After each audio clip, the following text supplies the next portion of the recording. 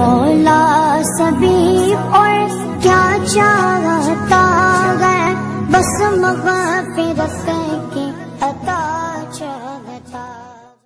اضاءت ما حوله ذهب الله بنورهم وتركهم في ظلمات لا يبصرون صم بكم عمي فهم لا يرجعون صدق اللہ مولانا العظیم۔ یہی لوگ ہیں جنہوں نے خرید کر لیا گمراہی کو بدلے ہدایت کے، پس نہیں نفع مند ہوئی ان کی تجارت اور نہیں ہوئے وہ ہدایت پانے والے۔ ان کی مثال اس آدمی کی سی مثال ہے جس نے جلائی آگ، پس جب روشن کر دیا اس آگ نے اس کے ارد گرد کو تو ختم کر دیا اللہ نے اس کی روشنی کو، اور چھوڑ دیا ان کو اندھیروں میں نہیں دیکھ سکتے۔ بہرے ہیں، گونگے ہیں، اندھے ہیں، پس وہ نہیں واپس آ سکتے۔ سورہ البقرہ کی آیت نمبر 16، 17 اور 18 یہ تین آپ حضرات کے سامنے پڑھی اور ترجمہ کیا ہے۔ اس میں اللہ تبارک و تعالی نے منافق لوگوں کی حالت کو بیان کیا ہے، جو بیچارے مذبذبین بین ذالک رہتے ہیں، لا الہ ہؤلاء ولا الہ ہؤلاء، نہ پکے خالص مومن بنتے ہیں اور نہ پکے خالص کافر بنتے ہیں، بلکہ کبھی ادھر کبھی ادھر، کبھی دوستی کے دم بھرتے ہیں اور کبھی مخالفت اور دشمنی میں نظر آتے ہیں۔ منہ پر دوستی ہے تو دل میں دشمنی ہے، اور کسی کے ساتھ منہ پر دشمنی ہے تو دل میں دوستی، کسی کے ساتھ اس کے الٹ کہ منہ سے تو بظاہر ان کے مخالف لگتے ہیں لیکن دل میں ان کے ساتھ دوستیاں ہیں۔ یہ جو نفاق والا عمل ہے، میں نے پہلے بھی عرض کیا تھا کہ اللہ تبارک و تعالی کے ہاں بہت زیادہ مذموم ہے۔ حدیث پاک میں نبی پاک صلی اللہ علیہ وسلم نے اس کو دو منہیں سانپ کے ساتھ تشبیہ دی ہے کہ منافق دو منہا سانپ ہے، ادھر سے بھی ڈھستا ہے ادھر سے بھی ڈھستا ہے۔ اس لیے یہ نفاق اللہ کو بہت زیادہ ناپسند ہے، اور اللہ نے قرآن مجید میں بڑی وضاحت کے ساتھ کھول کھول کے اس کو بیان کیا ہے، اور اخلاص کی ترغیب دی ہے کہ دل سے مخلص ہو کر کے مومن بن جاؤ، نہ نفاق اعتقادی اپنے اندر آنے دو اور نہ نفاق عملی اپنے اندر آنے دو۔ دل کے ساتھ خالصتاً اللہ کے ہو جاؤ، خالصتاً دین اسلام کے ہو جاؤ، خالصتاً قرآن کے ہو جاؤ، خالصتاً رسول اللہ صلی اللہ علیہ وسلم کے ہو جاؤ۔ اللہ کا قرآن اور اللہ کے نبی صلی اللہ علیہ وسلم، ان سے بڑھ کر کے وفادار کوئی نہیں ہے، نہ دنیا میں اور نہ قبر آخرت میں۔ اللہ کا قرآن سب سے بڑی وفادار کتاب ہے، اور اللہ کے نبی محمد الرسول اللہ صلی اللہ علیہ وسلم بہت بڑی وفادار ہستی ہیں، وفادار ذات ہیں۔ جو بندہ ان کے ساتھ مخلص ہو جاتا ہے پھر وہ کبھی اس کو چھوڑتے نہیں ہیں، اس کو کبھی اس سے بے وفائی نہیں کرتے، بلکہ قبر میں انسان جائے گا سارے رشتہ دار جواب دے جائیں گے، کوئی رشتہ کام نہیں آئے گا، دنیا کی ساری اپنی کمائی ہوئی چیزیں جواب دے جائیں گی، لیکن اللہ کا قرآن وہاں بھی وفادار ہوگا، اللہ کا نبی محمد مصطفیٰ صلی اللہ علیہ وسلم وہاں بھی وفادار ہوگا۔ جب سارے اپنے چھوڑ جائیں گے، یوم یفر المرء من اخیہ و امہ و ابیہ و صاحبتہ و بنیہ، ایک ایک رشتہ قرآن نے گنوایا کہ نہ بیٹا کام آئے گا، نہ باپ کام آئے گا، نہ بیوی کام آئے گی، نہ خاوند کام آئے گا۔ یہ ساروں کے بارے میں لفظ قرآن کہتا ہے یفرو، یہ بھاگ جائیں گے، یفرو فرار ہو جائیں گے، یہ گویا کہیں گے ہم تیرے واقف ہی نہیں ہیں، ہمارا اس سے کوئی رشتہ ہی نہیں ہے۔ سب کو اپنی ایسی پڑی ہوگی کہ کوئی کسی کا نہیں ہوگا، لیکن وہاں بھی اگر وفادار ہوگا تو اللہ کا قرآن ہوگا۔ حدیث پاک میں آتا ہے جو بندہ قرآن کے ساتھ وفا کرتا ہے، قبر کے اندر جب یہ پہنچے گا قرآن کہے گا نم کا نومت العروس، آرام کی نیند سو جا، आराम की नींद सो जा, मैं तेरी चौकीदारी करता हूँ। मुनकर नकीर जो अल्लाह की तरफ से मुकर्रर फरिश्ते हैं, वो भी अगर आएंगे कि हमने इस बंदे से सवाल जवाब करने हैं, तो वो कुरान कहेगा नहीं नहीं नहीं नहीं, इसको आराम से सोने दो, इसके आराम में खलल न डालो। ये दुनिया में मुझे पढ़ा करता था, दुनिया में इसकी मेरे से दोस्ती थी, लिहाजा अब मैं इसकी चौकीदारी करूँगा और ये आराम की राहत की नींद सोएगा। इसलिए कुरान मजीद के साथ मुखलिस, मुनाफिक के अंदर ये होता है कि वो कुरान के साथ भी मुखलिस नहीं है, वो नबी पाक सल्लल्लाहु अलैहि वसल्लम की ज़ात के साथ भी मुखलिस नहीं है। जो लम्हा, जो घड़ी, जो वक्त मेरा और आपका अल्लाह के कुरान के साथ गुजर गया, इससे कीमती और कोई वक्त नहीं है। जितनी देर हमारी आँख ने कुरान देखा, जितनी देर ज़ुबान ने कुरान पढ़ा, जितनी देर दिमाग ने कुरान सोचा, जितनी देर कुरान को हाथों ने पकड़ा, जितना वक्त हमारा, जितनी सलाहियतें हमारी कुरान के साथ लग गई हैं, इससे कीमती कोई और चीज़ नहीं है। वो आँख क़यामत में हसरत करेगी जिसने दुनिया में सब कुछ देखा और कुरान नहीं देखा। वो ज़ुबान दुनिया में हसरत करेगी कि दुनिया में सब कुछ बोला लेकिन खुदा का कुरान नहीं बोल सकी। वो कान हसरत करेंगे कि दुनिया में सब कुछ सुना लेकिन खुदा का कुरान नहीं सुना। हसरत करेंगे, अफसोस करेंगे। इसलिए आज वक्त है हमें कि हम कुरान मजीद के साथ अपना ताल्लुक़ मुखलिसाना, मुहिब्बाना और आशिकाना बना लें। पीर जुल्फ़कार साहब अपनी दुआओं में अक्सर कहते हैं कि या अल्लाह हमें कुरान का आशिक बना दे, कुरान का हमें आशिक बना दे। किसी न किसी खाते में हम कुरान के साथ टच हो जाएं, किसी न किसी खाते में हम कुरान के साथ जुड़ जाएं। कुरान मजीद के साथ जुड़ने वाला कभी मुनाफ़क़त का शिकार नहीं होता। कुरान मजीद के साथ जुड़ने वाला कभी निफाक की बीमारी में मुब्तला नहीं होता। कुरान मजीद दिलों की बीमारियों की शिफा है, ये दिलों की बीमारियों का इलाज है। इससे कुफ्र की बीमारी भी ख़त्म, शिर्क की बीमारी भी ख़त्म, निफाक की बीमारी भी ख़त्म, हुब्बे जा, हुब्बे माल, लालच, हिर्स, तमा, ये सारी बीमारियां दिलों में लगी होती हैं और हमारी दिलों में होती हैं, पता ही नहीं होता।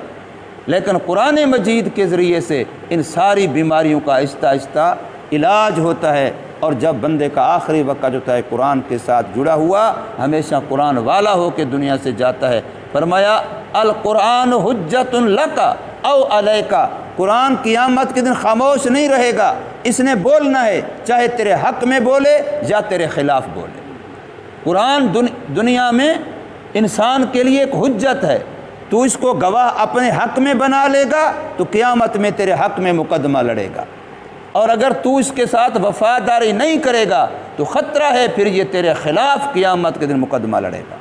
अल कुरान हुज्जतुन लका, या तो तेरे हक़ में मुकदमा लड़ेगा, औ अलैका, या तेरे ख़िलाफ़ ये मुकदमा लड़ेगा कि मैं इसके घर में मौजूद था, इसकी गली में मौजूद था, इसके महल्ले में मौजूद था, इसको हर काम के लिए वक़्त था लेकिन मेरे लिए वक़्त नहीं था। कौन सा घर है जहाँ कुरान नहीं है? लेकिन कितना देर कुरान पढ़ा जाता है, कितने बंदे कुरान पढ़ते हैं? अगर देखें हम 24 घंटों में से हमारे घर का एक एक बंदा कितनी देर कुरान बोलता है, कुरान देखता है, कुरान सुनता है। और हम अपने अकाबिर बुज़ुर्गों को देखते हैं और अपने नबी पाक सल्लम को देखें। हुजूर के अल्लाह ने 4 मनसब बयान किए हैं कि आप दुनिया में जा रहे हैं, आपके ज़िम्मे 4 काम हैं। उनमें से पहला काम कुरान मजीद की तिलावत है। पहला काम। हज़रत इब्राहीम अलैहिस्सलाम ने काबतुल्लाह बना लिया, अल्लाह से दुआ की, रब्बना वबास फ़ीहिम रसूला। इस दुआ को पढ़ें, अल्लाह से दुआ मांगते हुए नबी पाक सल्लम के यही 4 काम बयान किए हैं कि वो शान वाला पैगंबर भेजिए जो यहाँ आके अल्लाह तेरी आयात की तिलावत करे और लोगों के दिलों को पाक करे और कुरान मजीद की तालीम दे और हिकमत यानी सुन्नत की तालीम दे। ये 4 काम नबी पाक का मनसब हैं। पहला काम तिलावत है। किसी भी जगह पर कुरान ने बयान किया लक़द मन्नल्लाहु अलल मुअमिनीना इज़ बअस फ़ीहिम रसूला, यहाँ भी आगे यही 4 काम बयान किए। पहला काम तिलावत। और आज हमारे पास तिलावत का वक्त नहीं है। एक और ज़्यादा पढ़े लिखे उठे हैं, वो कहते हैं सरे से बेमाना बेसमझे तिलावत, कुरान की बेफ़ायदा करने की ज़रूरत ही नहीं है। कुरान तो किताब है, ये अल्लाह की तरफ से हमारे पास ये पैगाम है ख़ातम, समझें तो सही। بے شک سمجھنا چاہیے، لیکن قرآن کی بغیر سمجھے تلاوت بھی صرف ثواب نہیں، ڈھیروں ثواب ہے۔ ایک ایک حرف پر 10 نیکیاں ملیں، یہ وضو بھی شرط نہیں ہے، مسجد بھی شرط نہیں ہے، چلتے پھرتے آپ پڑھ رہے ہیں، بے وضو آپ پڑھ رہے ہیں تو ایک ایک حرف پر 10 نیکیاں مل رہی ہیں۔ اور میرے آقا نے فرمایا الف لام میم یہ ایک حرف نہیں ہے، الف الگ حرف ہے، لام الگ حرف ہے، میم الگ حرف ہے۔ الف لام میم کسی نے پڑھا 30 نیکیاں مل گئی، اور اگر باوضو پڑھا 25 نیکیاں ایک حرف پر، اور اگر نماز کے اندر پڑھا 50 نیکیاں ایک حرف پر۔ اور یہ تو کم از کم لمٹ بتائی گئی، ورنہ جس کے اندر جتنا اخلاص ہوگا، جتنا عشق قرآن ہوگا، جتنا محبت قرآن ہوگی، اللہ اتنا نوازے گا۔ صحابہ کرام رضوان اللہ تعالی علیہم اجمعین میں سے ایسی بہت ساری شخصیات ہیں جو ایک دن میں پورا قرآن پڑھا کرتے تھے۔ امام اعظم امام ابو حنیفہ رحمۃ اللہ تعالی علیہ کے بارے میں آتا ہے کہ ایک رمضان مبارک میں 61 قرآن مجید ختم کیا کرتے تھے، ایک دن کا الگ، ایک رات کا الگ، اور جو تراویح میں چل رہا ہوتا تھا وہ الگ۔ اسی زمانے میں بھی ایسے بہت سارے لوگ ہیں جو قرآن مجید کثرت سے تلاوت کرنے والے ہیں، تھوڑی بہت تلاوت نہیں، کثرت سے تلاوت کرنے والے، 10 پارے بھی روزانہ پڑھنے والے ہیں، 15 پارے بھی روزانہ پڑھنے والے ہیں۔ رمضان مبارک میں روزانہ کا ختم کرنے والے اب بھی امت کے اندر موجود ہیں، مردوں میں بھی موجود ہیں، عورتوں میں بھی موجود ہیں۔ اس لیے قرآن مجید کی تلاوت، قرآن مجید کے ساتھ محبت، آپ اندازہ لگایا کریں، سوچیں کہ یہ قرآن مجید کا جو ایک کتاب کی طرح بنا ہوا ہے، اس میں جو باہر سے گتا لگا ہوا ہے، اب یہ تو قرآن نہیں ہے، یہ تو الگ سے گتا ہے، اسی کے اوپر ہم کپڑا چڑھا دیتے ہیں، غلاف چڑھا دیتے ہیں۔ اب یہ کپڑا ہے، غلاف ہے، قرآن مجید کی جلد، پہلے زمانے میں جلد ہاتھوں سے کرتے تھے، یہاں ایک کپڑا لگاتے تھے جلد کے اندر، اب یہ مشینی جلد آ گئی ہے۔ تو جو چیز قرآن سے ٹچ ہو جاتی ہے، گتا ہو گیا، کپڑا ہو گیا، غلاف ہو گیا، اب اس کو کوئی وقت کا نبی بھی بغیر وضو کے ہاتھ نہیں لگا سکتا، کوئی عالم بھی، کوئی پیر بھی، کوئی بزرگ بھی۔ کیوں؟ اس لیے کہ وہ قرآن کے ساتھ جڑ گیا ہے۔ اگر یہی گتا قرآن کے ساتھ جڑا ہوا نہ ہوتا، یہ باہر پڑا ہوتا، تو یہ پاؤں کے نیچے لتاڑا جا رہا ہوتا، روندا جا رہا ہوتا، گند میں پھینک دیا جاتا، اس کی کوئی وقت، کوئی اہمیت، کوئی عظمت نہیں تھی۔ لیکن جب قرآن کے ساتھ جڑ گیا ہے تو اب یہاں لکھا ہوا ہے لا یمسہ الا المطہرون، اس کو بغیر پاک بندے کے کوئی ہاتھ نہیں لگا سکتا۔ یہ شان اس گتے کو مل گئی۔ اس گتے کے اندر عقل نہیں ہے، سمجھ نہیں ہے، فہم نہیں ہے، یہ کوئی مکلف نہیں ہے، اللہ نے اس کے اوپر کوئی ذمہ داری نہیں ڈالی، قیامت میں اس سے کوئی باز پرس نہیں ہے۔ ہم تو عقل مند انسان ہیں، اشرف المخلوقات ہیں۔ یہ گتے کو تو کسی نے جوڑ دیا ہے، اس گتے نے کہا نہیں ہے کہ مجھے یہاں قرآن سے لگا دو، کسی نے جوڑ دیا ہے، لیکن اس کو اتنی شان ملی۔ ہم عقل والے، سمجھ والے، ذی فہم، اگر ہم اپنے ارادے سے، اپنی چاہت سے، محنت سے اس قرآن کے ساتھ جڑ جائیں گے تو اللہ پاک ہمیں محروم کرے گا، کتنا نوازے گا۔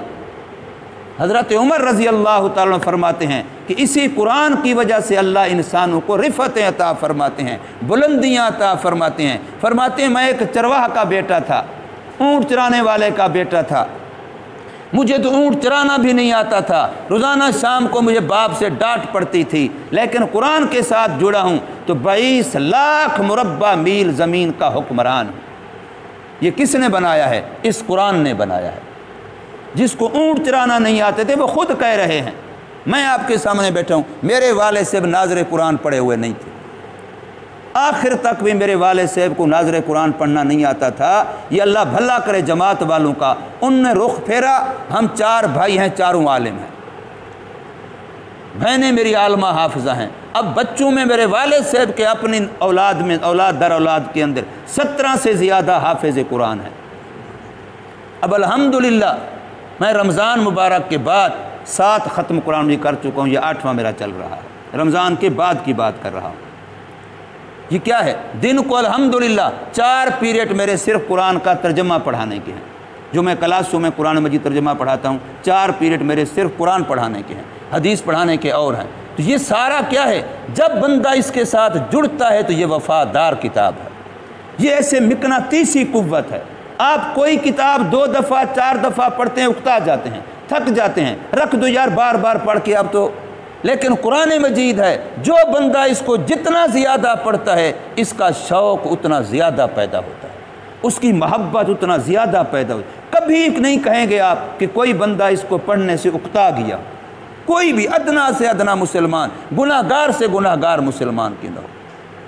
اور ہمارے بزرگوں میں، لوگوں میں ایسے بہت سارے لوگ گزرے ہیں جو خود اگر نہیں بھی پڑھ سکتے تھے تو دوسرے کو کہتے اور اپنے ساتھ بٹھا کے پڑھواتے، خود سنتے، اور قرآن کے سننے کا ثواب پڑھنے سے بھی زیادہ ہے۔ اگر بندہ شوق سے محبت سے قرآن مجید سنتا ہے تو اس کا ثواب اس سے بھی زیادہ ہے۔ کیوں؟ اس لیے کہ اللہ نے حکم یہ دیا قرآن میں، اذا قرئ القرآن فاستمعوا له وانصتوا لعلکم ترحمون۔ جب قرآن مجید پڑھا جائے تو اب 2 حکم ہیں، سنو توجہ سے اور خاموش رہو۔ کیا ہوگا؟ اللہ کی تم پر رحمتیں ہوں گی۔ یہ رحمتیں جو اللہ نے فرمائی ہیں یہ سننے پر بشارت دی ہے، سننے پر اللہ کا وعدہ ہے کہ جو بندہ ادب سے، جو بندہ اہتمام سے قرآن مجید کو خاموشی سے سنے گا، فرمایا اس پر میری رحمتیں ہو جائیں گی۔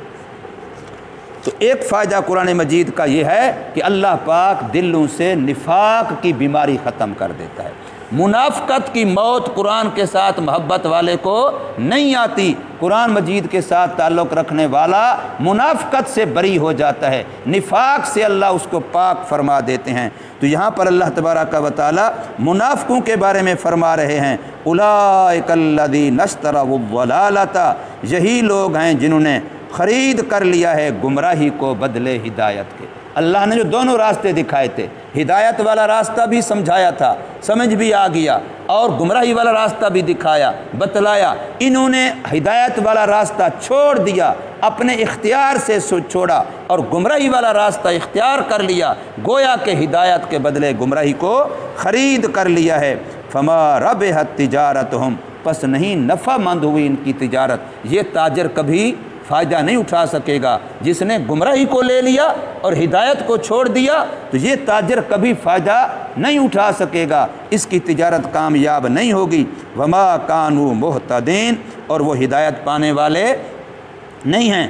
فرمایا ان منافقین کی مثال اس آدمی کی سی ہے، جنگل میں چل رہا ہے، اندھیری رات ہے، کوئی روشنی نہیں، اونچ نیچ نظر نہیں آتا، خار کانٹا نظر نہیں آتا، تو وہ ایک آگ جلاتا ہے، چلو بھی جہاں ہوں جہاں ذرا پتہ چلے کہ میرے ارد گرد کیا ہے، کوئی سانپ بچھو نقصان دہ چیز، کوئی گڑھا کوئی کانٹا، اس سے بچ جاؤں، وہ آگ جلاتا ہے۔ اب آگ روشن ہو جاتی ہے، ادھر ادھر تھوڑا سا ایریا اس کا نظر آنے لگ جاتا ہے، کچھ دلاسا ہوتا ہے، چلو بھی روشنی ہے، لیکن اللہ پاک ایسی تیز ہوا یا کوئی اور ذریعہ کر کے اس کی روشنی کو ختم کر دیتے ہیں، تو اب ایسے اندھیروں میں رہ جاتا ہے کہ اس کو کچھ بھی نظر نہیں آتا، اور جب اندھیرے میں رہ گیا اب نہ آنکھ سے کچھ نظر آتا ہے، آنکھ بیکار، کان سے کچھ سنوائی نہیں دیتا وہ بیکار، اور وہاں پر زبان سے بول کے کوئی بندہ نہیں کسی آواز لگا کے پوچھے وہ بھی بیکار، لہٰذا یہ اندھا بھی ہو گیا، بہرا بھی ہو گیا، گونگا بھی ہو گیا۔ تو اللہ فرماتے ہیں منافقوں کی مثال مثلہم کمثل الذی، ان کی مثال مثال اس بندے کے ہے استوقد نارا، جس نے روشن کی آگ، فلما اضاءت ما حولہ، پر جب روشن کر دیا آگ نے اس کے ماحول کو، ارد گرد کو، ذہب اللہ بنورہم، تو ختم کر دیا اللہ نے ان کے نور کو، وترکہم فی ظلمات، اور چھوڑ دیا ان کو ایسے اندھیروں میں، لا یبصرون، نہیں دیکھ سکتے وہ، صم، اب یہ کانوں سے بہرے ہو گئے، بکمن، گونگے ہو گئے، عمیٌ، اندھے ہو گئے، فہم لا یرجعون، اب یہ واپس نہیں آ سکتے۔ واپس تب آتا، دیکھ کے واپس آتا، سن کے واپس آتا، پڑھ کے بول کے واپس آتا، وہ سارے ذرائع ہی بند ہو گئے، تو واپس کیسے آئے گا گمراہی سے ہدایت کی طرف؟ اب یہ گمراہی سے ہدایت کی طرف واپس نہیں آ سکتے۔ اللہ تبارک و تعالی ہمیں قرآن مجید کی سمجھ نصیب فرمائے، عمل کی توفیق دے۔